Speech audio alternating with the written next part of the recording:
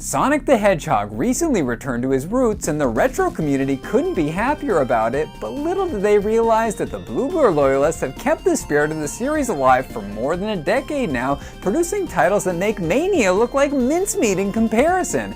On this special Cygnus Destroyer video, we're going to celebrate this extremely talented group of programmers and modders by looking at some of their finest Sonic fan games.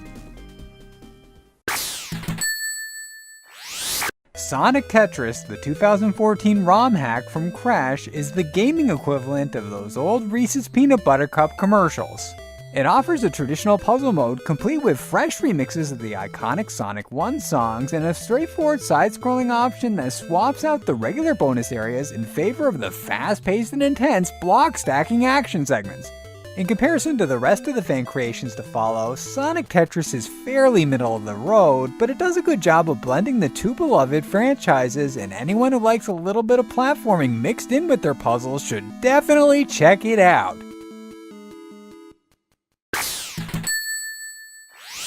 OMG, the red rings is the perfect description of the Sonic community's initial impressions of playing this 2004 hack from Fizz. This notable predecessor to the infamous Sonic 2 XL transforms the normally life-sustaining items into ominous harbingers of doom, and anyone who chooses to embark on this trollish trip have to go against their natural instincts or else suffer a string of humiliating defeats. As someone who's been playing these Sega side-scrollers since the Genesis was brand new, I figured I had a fighting chance at surviving against these insurmountable odds, but this Herculean gauntlet of epic proportions swiftly put me in my place, and I had to use a cheat code to show anything past Green Hill Zone. Nevertheless, I respect what Fizz was trying to accomplish with OMG the Red Rings, and while I'll probably never return to it in this lifetime or any others, I recognize its importance in the development of the fan modding community, and for that, I give it my seal of approval.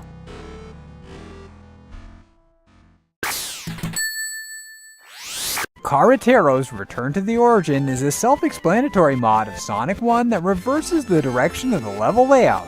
As such, the goalpost is now located at the intro spot, and the Blue Blur begins his adventure at the conclusion. This simple alteration messes with the natural flow in a very amusing manner, but the overall experience is ultimately shallow since the zone order and boss encounters are left intact.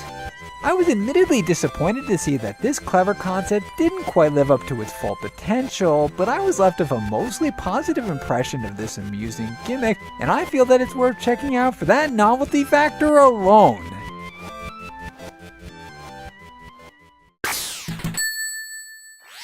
If Return to the Origin is a clever concept that fails to live up to its full potential, then Crazy Sonic succeeds in its mission with flying colors. As should be perfectly obvious from the title screen, Crazy Sonic mixes the notorious Crazy Bus and the original Sonic the Hedgehog in the best and worst way imaginable. We control the yellow gas guzzler and trot along the trademark terrain, accompanied with nothing more than the signature sound effects and the droning tones of the engine noises to keep us company.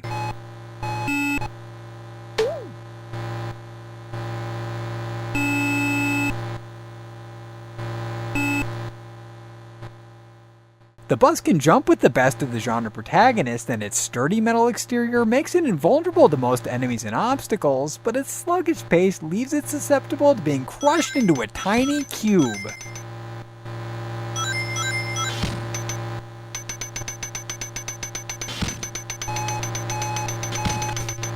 What you say? That you only meant when. Needless to say, this vilified vehicle shouldn't quit his day job anytime soon, but Crazy Sonic itself is absolutely worth employing into your Genesis or emulator of choice, as it's a treasure trove of hilarious riches with Easter eggs that have to be seen to be believed. Relacamus, whoever you are, I salute you for creating one of the most memorable hacks I've ever played.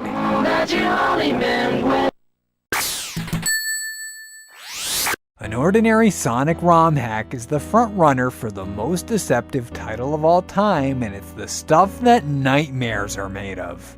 Inspired by the .exe creepypasta, Cygnus devised this Genesis adaptation that masterfully manipulated the original Sonic game into a new experience that isn't for the faint of heart. The placid seas of the normally tranquil Green Hill Zone transform into an unsettling shade of blood red once the clock strikes 12 and we're subsequently hunted down by a creature of unspeakable evil. The only way to escape this hellish torment is to smash item boxes. The item boxes provide a temporary relief for an indeterminate amount of time, so we constantly have to be on our guard for our unrelenting pursuer. Failure to ward him off will result in a lost life, and rack up too many of those and it's Jump Scare City. I'll give Cygnus props for coming up with such an inventive idea, but this really isn't my cup of tea, and I'm desiring something a little more relaxing in a ROM hack.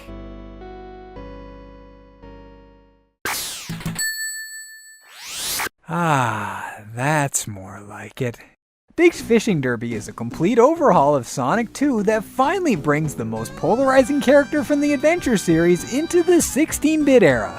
In stark contrast to the previously addressed horror-inspired oddity, Big's Fishing Derby is truth in advertising. We simply retract our line and utilize a variety of power-up items in order to clear a path for our pet Froggy. The action can get repetitive over time, but it is indeed relaxing, and anyone who's averse to jump scares should turn to this as a refreshing alternative.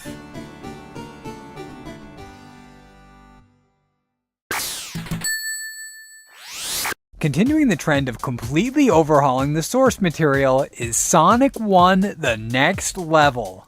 Devised as an extension to the landmark title that put the blue blur on the map, the next level is comprised of nothing more than a single zone and boss fight, but the amount of new ideas incorporated into that short span is truly awe-inspiring.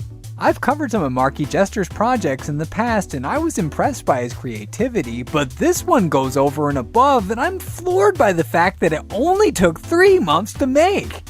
Sonic 1: The Next Level may have an unassuming name, but the content contained within is incomparable, and it's undoubtedly going to become the new gold standard for ROM hacks.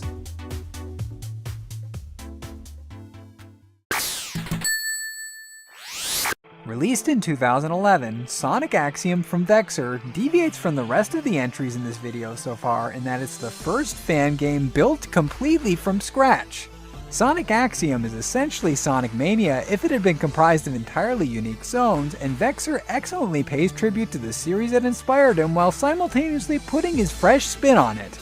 Minus a few bugs here and there, the quality is top notch, and the amount of content it has to offer is comparable to its Sega-sanctioned peer.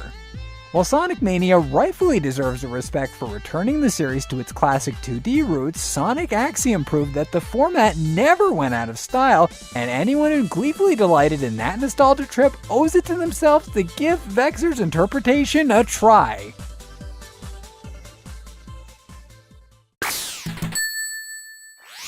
Created by Lake Feppard and released back-to-back in the summers of 2012 and 13, before and after the sequel are perhaps the most famous fan games based on the Blue Blur. The former is unique among the 2D offerings in that it switches back and forth between Sonic and his sidekick and takes place in between the first 2 Genesis titles. The latter, not surprisingly, follows the original and occurs prior to the events of 3 and Knuckles. While I absolutely adore Before's narrative dynamic and appreciate what it brought to the table, I ultimately prefer After's tighter mechanics and more polished presentation. After the sequel won me over as soon as I heard the Horizon Heights 3 song, and it downright stole my heart as soon as I saw Tails in a Jester outfit.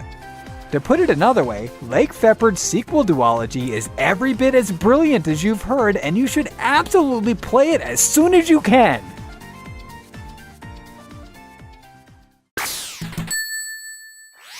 Sonic vs. Darkness is a recently produced demo from Nephaltist, but it's already wowed me far more than some fully fleshed out fan games.